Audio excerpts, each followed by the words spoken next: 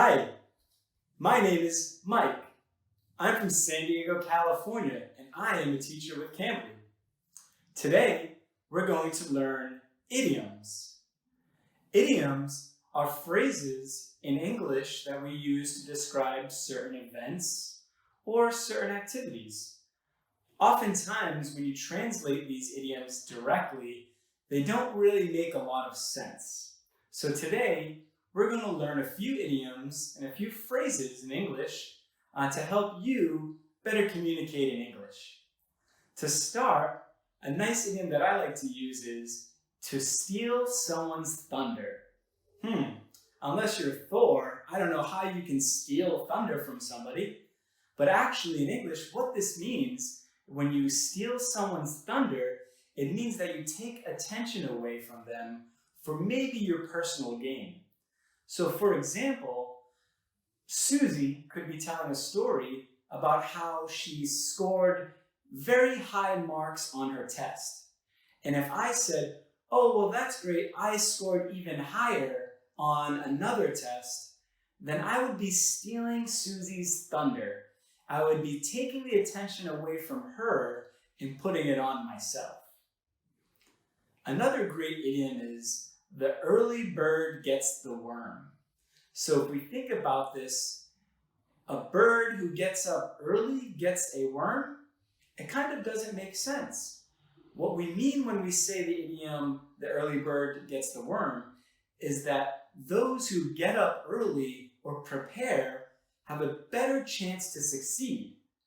An example of this could be Mike gets up very early every morning to go to work. He is the first person in the office. Well, you know what they say, the early bird gets the worm. That would be a great example of a way to use that idiom. Another great idiom is, he was saved by the bell, right? So this translated directly is a little bit odd as well. How can somebody be saved by a bell? Well, this means in English is that something was interrupted or you were saved from an awkward encounter by something or someone else. The phrase comes from a boxer. So when boxers are in the ring, if they're getting beat up, the bell rings, the round stops, and they get saved. So we like to use this to describe a situation that we are potentially saved from.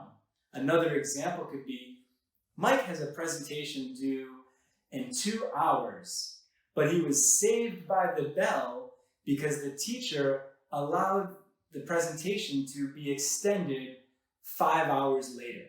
So essentially, I was saved because of that extension.